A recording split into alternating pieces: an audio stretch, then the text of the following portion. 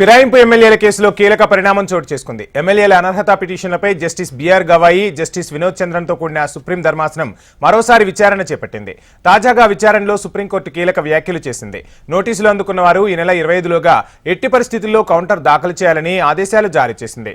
BRS party నుంచి గెలిచి కాంగ్రెస్ పార్టీలో చేరిన 10 మంది ఎమ్మెల్యేలపై అనర్హత వేటు వేయాలని కోరుతూ జనవరి 15న బీఆర్ఎస్ సుప్రీంకోర్టును ఆశ్రయించింది. ఎమ్మెల్యేలు కడియం శ్రీహరి, తెల్లం వెంకట్రావు, దానం నాగేందర్పై ఎమ్మెల్యేలు పాడి Kaushik Reddy, KP Vivekananda special leave పిటిషన్ను దాఖలు చేశారు. మిగిలిన 7 ఎమ్మెల్యేలు పోచారం, సంజయ్ కుమార్, కాలే యాదయ్య, బండ్ల కృష్ణమోహన్ రెడ్డి, ప్రకాష్ గౌడ్, గూడెం మహిపాల్ రెడ్డి, అరికపుడి గాంధీపై కేటీఆర్ రిట్ పిటిషన్ దాఖలు చేశారు. అన్ని పిటిషన్లను ఒకే దగ్గర కలిపి సుప్రీం ధర్మాసనం విచారణ చేపట్టింది.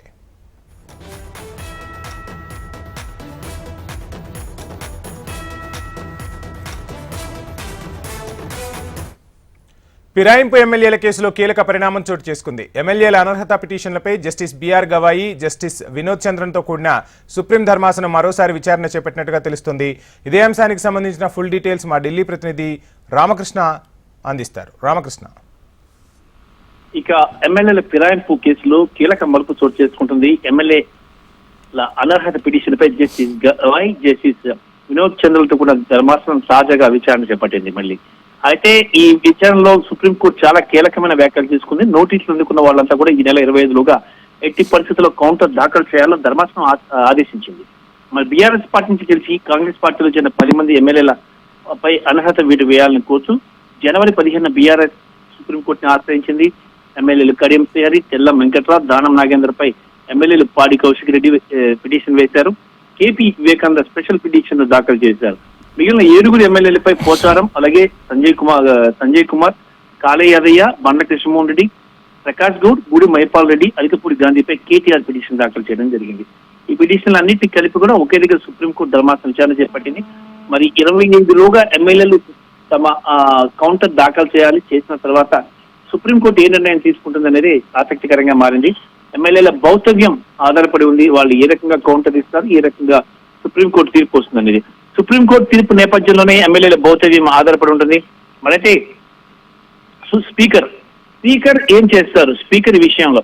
మరి సుప్రీంకోర్టు అందరినీ సస్పెండ్ చేయమని, లేదంటే వాళ్ళందరినీ డిస్మిస్ చేసేసి మళ్ళీ కొత్తగా ఎన్నికలు చేపట్టమని చెప్పేసి ఆదేశిస్తుందా? అలా జరిగితే ఈ 10 మంది ఎమ్మెల్యేల భౌతవ్యం ఏంటి అనేది కూడా ఇక్కడ ప్రశ్నార్థకంగా మారింది. కానీ ఇక్కడ స్పీకర్ అనేది సుప్రీం పవర్ శాసన వ్యవస్థలో. మరి ఆయన నిర్ణయమే శిరోధార్యం. మరి ఒకవేళ సుప్రీంకోర్టు వాళ్ళందరిపై సస్పెన్షన్ కానీ, లేదంటే అనర్హత వేటు కానీ వేసి అక్కడ ఎన్నికలు నిర్వహించండి అంటే ఇక స్పీకర్ సుప్రీంకోర్టు ఆదేశాలను పాటిస్తారా, పాటించరా? ఇది ఒక పెద్ద ప్రశ్న. అలాగే సుప్రీంకోర్టు ఆదేశాలు ఇచ్చినప్పటికీ కూడా స్పీకర్ తన విచక్షణ అధికారాలను ఉపయోగించుకుని సుప్రీంకోర్టు ఆదేశాలని పక్కన పెడతారా అనేది కూడా చూడాలి. మరి ఈ రెండింటి మధ్య శాసన వ్యవస్థ అలాగే న్యాయ వ్యవస్థ మధ్య ఎప్పుడు ఈ పోరాటం జరుగుతూనే ఉంటుంది, వాగ్వాదం. మరి ఈ ఎమ్మెల్యేలకు సంబంధించి మాత్రం అయితే ఇక స్పీకర్దే సర్వాధికారం, స్పీకరే సుప్రీం. స్పీకర్ ఎలాంటి నిర్ణయం తీసుకుంటే దానికి అందరు కట్టుబడి ఉండాల్సిందే. ఇదే ఎమ్మెల్యేలకి ఇప్పుడు ఉన్నటువంటి ధైర్యం, ధీమా. స్పీకర్ కాపాడుతారు, స్పీకర్ అని ఒక ధైర్యం ఉంది. మరి ఏం జరుగుతుంది అనేది చూడాలా. ఇది ఉత్కంఠభరితంగా ఉంది. 10 మంది ఎమ్మెల్యేల భవిష్యత్తు దౌత్యం ఏమైతుందని కూడా ప్రజలు కూడా చాలా, వాళ్ళ నియోజకవర్గాల్లో ప్రజలు కూడా చాలా ఆసక్తిగా ఉన్నారు. మరి సుప్రీంకోర్టు కూడా ఈ వ్యవహారాన్ని చాలా సున్నితంగా డీల్ చేసి సున్నితంగా తీర్పు ఇవ్వాలని, జడ్జిమెంట్ ఇవ్వాలని చెప్పేసి కూడా నిర్ణయిస్తుంది. ఈ నెల 25లోగా కౌంటర్ దాఖలు చేస్తే నెక్స్ట్ హీరింగ్ కల్లా దీనికి సంబంధించి ఫైనల్ జడ్జిమెంట్ వచ్చే అవకాశం అయితే కనిపిస్తుంది. గతంలో ఒక ఎంపీ విషయంలో అలాగే లోక్సభ స్పీకర్ కు సుప్రీంకోర్టుకు మధ్య చాలా వాగ్వివాదం జరిగినప్పటికీ కూడా లోక్సభ స్పీకర్ చివరి వరకు కూడా ఎంపీపై ఎలాంటి వేటు వేయకోకుండా ఆలయ నరేంద్ర అప్పటి టీఆర్ఎస్ ఎంపీని కాపాడుకుంటూ లాస్ట్ వరకు రావడం జరిగింది. అప్పుడు ఆయన బీజేపీలోకి వెళ్ళినప్పుడు. మరి ఈ విషయంలో ఎలాంటి డిసిషన్ ఉంటుంది అనేది కూడా మనం చూడాలి. అప్పుడు కాంగ్రెస్ పార్టీ అధికారంలో ఉంది ఆ టైంలో, ఆయన యూపీఏలోకి వెళ్ళినప్పుడు ఇది జరిగింది. కాబట్టి మరి అప్పుడు స్పీకర్ డెసిషన్ తీసుకోకుండా చివరి వరకు తాచారం చేశారు లాస్ట్ వరకు కూడా.